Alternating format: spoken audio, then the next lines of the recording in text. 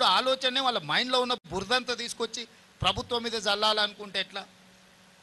CM గారు 1978లో అంజయ్య గారి హయాంలో ఈ ప్రాజెక్టుకు బీజం పడింది. అయితే అనేక అవాంతరాలు వస్తున్నాయి.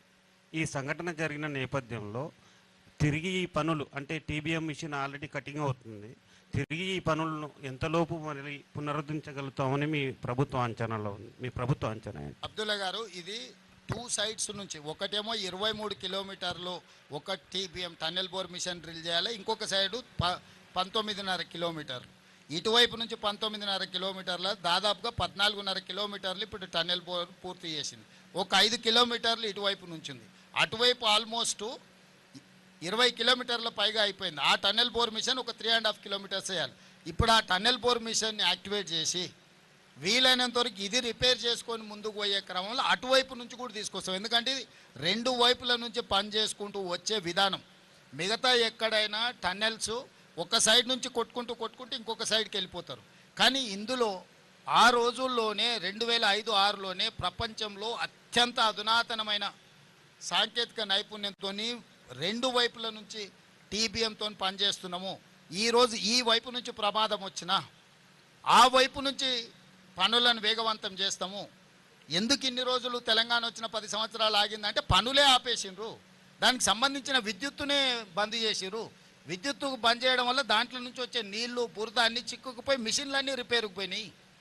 ఇప్పుడు మనం వచ్చినాక వాటిని రివైవ్ చేసి ఆ కాంట్రాక్టర్లకు డబ్బులు కట్టి, విద్యుత్ శాఖకు డబ్బులు కట్టి, కాంట్రాక్టర్లను ఎక్స్పర్ట్స్ని ఇక్కడే కాదు అమెరికాకు కూడా మా మంత్రులు వెళ్ళి ఆ నిపుణులతోనే ఆ సంస్థలతో మాట్లాడి తిరిగి ప్రారంభించినాం. దానికి మమ్మల్ని అభినందించాలి. సార్, ఇప్పుడు వాళ్ళు 9 రోజులు అవుతుంది ఈరోజు వచ్చే కార్మికులు 8 మంది, అంటే వాళ్ళు వైద్యపరంగా చూస్తే ఆలోచిస్తే వాళ్ళ పరిస్థితి ఎట్లా ఉండొచ్చు సార్? ఇప్పుడు రవి, ఇది అని మనం కాంక్రీట్గా చెప్పడానికి వీల్లేదు. అన్లెస్ అంటే ఎక్స్పర్ట్స్ లోపలికి వెళ్ళి మొత్తం విశ్లేషిస్తున్న వాళ్ళు ఇచ్చిన నివేదికలు మాత్రమే ముఖ్యమంత్రిగా నేను చెప్పగలను. నేను అట్లా కాకుండా డాక్టర్ లాగానో లేకపోతే ఇతర నిపుణులలాగానో నేను ఏదైనా స్టేట్మెంట్ ఇస్తే అది తొందరపాటుతనం అవుద్ది. మీ అందరికీ ఏం అవగాహన ఉందో మాకు కూడా సేమ్ అదే అవగాహన ఉంది. మీరందరూ ఏమనుకుంటున్నారో మేము కూడా అదే అనుకుంటున్నాం. కానీ ప్రభుత్వం ఏదైనా అధికారికంగా ప్రకటించాలన్నప్పుడు అధికారికంగా దాన్ని మనము కన్ఫర్మ్ చేసుకోవాలి. దేవాదులలో చచ్చిపోతే నాకు తెలిసి 9 మంది అనుకుంటా దేవాదుల్లో చనిపోయింది.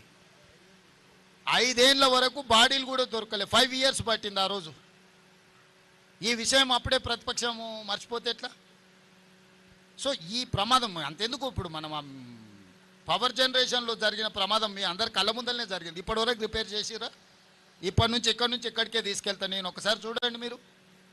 ఇన్నేళ్ళైనా వాళ్ళు ఆ తర్వాత కూడా చాలా సంవత్సరాలు ఉన్నారు కదా, కనీసం వచ్చానో చూసినా ఈ రోజు వరకు వాళ్ళు రిపేర్ కూడా చేయలే.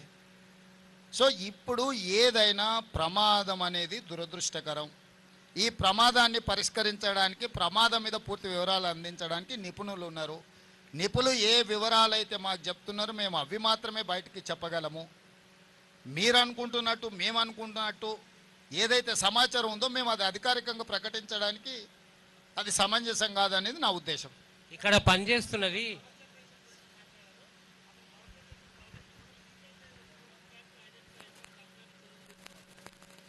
ఇప్పుడు ఆ పవర్ జనరేషన్లో ఉన్న సమస్యల్ని జనరేషన్ వాళ్ళకి చెప్పినాం.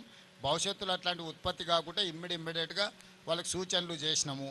సో నేను అనేది ఏంటంటే అదేమో మ్యాన్మేడ్ మిస్టేక్, ఇదేమో ప్రకృతి వల్ల జరిగింది. అంటే ఇది ఇది ఇది ఒక సంఘటన, దురదృష్టకరమైన సంఘటన. ఇక్కడ రాజకీయ పార్టీలు లోపడిపోయి నిర్లక్ష్యం వల్ల జరగలేదు. పని చేస్తుంటే పనిలో భాగంగా ఈ ప్రమాదం వచ్చింది. సాంకేతిక నిపుణుల నిర్లక్ష్యమో ప్రభుత్వ నిర్లక్ష్యం ఉండి సంఘటన జరగడం వేరు. సాంకేతికంగా అక్కడ సడన్గా ఒక ఇన్సిడెంట్ ఆర్ ఒక యాక్సిడెంట్ అయింది. ఇప్పుడు మనం ప్రతిరోజు కారు నడుపుతూనే ఉంటాం, ప్రతిరోజు మనం జాగ్రత్తగా పోతూనే ఉంటాం. అనుకోకుండా ఎవరైనా ఎదురుగా వచ్చి వాళ్ళని తప్పించడానికి పోయి మనం చెట్టు కుద్దినాం అనుకో, తాగి నడిపి ప్రమాదం చేసేటోడికి, ఎవరినైనా రోడ్డు మీద అడ్డం వచ్చిన వాళ్ళని తప్పించడానికి పోయి చెట్టు కుద్దుకున్న వాడికి 2 ప్రమాదాలే. ఏ ప్రమాదాన్ని ఎట్లా చూస్తావు? కాళేశ్వరం ప్రమాదం అనేది తాగి బండి నడిపి ప్రజల్ని గుద్దినోని విధానం అయితే, ఇది ఎదురుగొని వచ్చిన మనిషిని బ్రతికించడానికి చేసిన ప్రయత్నంలో పోయి చెట్టు గుద్దుకున్నది. ఈ 2 ప్రమాదాలకున్న తేడా ఇది. ఈ తేడా మరి హరీష్ రావు గారికి అర్థమవుతుందా అర్థమైతలేదో నాకు తెలియదు. ఇక్కడ పనిచేసేది ఇతర రాష్ట్రాల కూలీలే.